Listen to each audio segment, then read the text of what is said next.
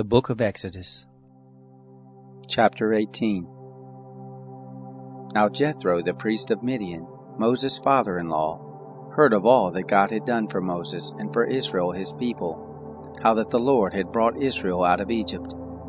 Jethro, Moses' father-in-law, received Zipporah, Moses' wife, after he had sent her away, and her 2 sons. The name of one son was Gershom, for Moses said, I have lived as a foreigner in a foreign land. The name of the other was Eleazar, for he said, My father's God was my help, and delivered me from Pharaoh's sword. Jethro, Moses' father-in-law, came with his sons and his wife to Moses into the wilderness where he was encamped at the mountain of God. He said to Moses, I, your father-in-law Jethro, have come to you with your wife and her 2 sons with her. Moses went out to meet his father-in-law and bowed and kissed him. They asked each other of their welfare, and they came into the tent.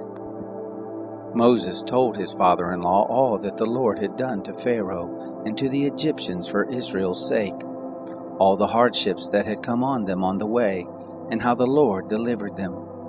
Jethro rejoiced for all the goodness which the Lord had done to Israel, and that he had delivered them out of the hand of the Egyptians. Jethro said, Blessed be the Lord, who has delivered you out of the hand of the Egyptians, and out of the hand of Pharaoh, who has delivered the people from under the hand of the Egyptians. Now I know that the Lord is greater than all gods, because of the thing in which they dealt arrogantly against them. Jethro, Moses' father-in-law, took a burnt offering and sacrifices for God. Aaron came with all of the elders of Israel to eat bread with Moses' father-in-law before God. It happened on the next day that Moses sat to judge the people, and the people stood around Moses from the morning to the evening. When Moses' father-in-law saw all that he did to the people, he said, What is this thing that you do for the people? Why do you sit alone, and all the people stand around you from morning to evening? Moses said to his father-in-law, Because the people come to me to inquire of God. When they have a matter, they come to me, and I judge between a man and his neighbor, and I make them know the statutes of God and his laws. Moses' father-in-law said to him, The thing that you do is not good. You will surely wear away both you and this people that is with you, for the thing is too heavy for you. You are not able to perform it yourself alone. Listen now to my voice. I will give you counsel, and God be with you. You represent the people before God, and bring the causes to God.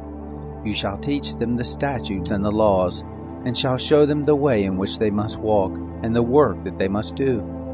Moreover, you shall provide out of all the people able men, such as fear God, men of truth, hating unjust gain, and place such over them to be rulers of thousands, rulers of hundreds, rulers of 50s, and rulers of 10s.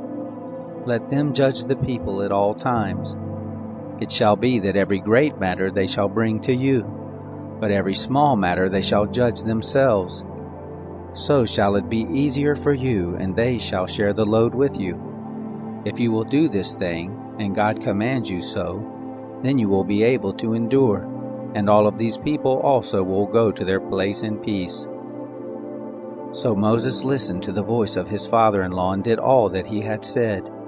Moses chose able men out of all Israel, and made them heads over the people, rulers of thousands, rulers of hundreds, rulers of 50s, and rulers of 10s.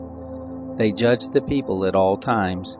They brought the hard cases to Moses.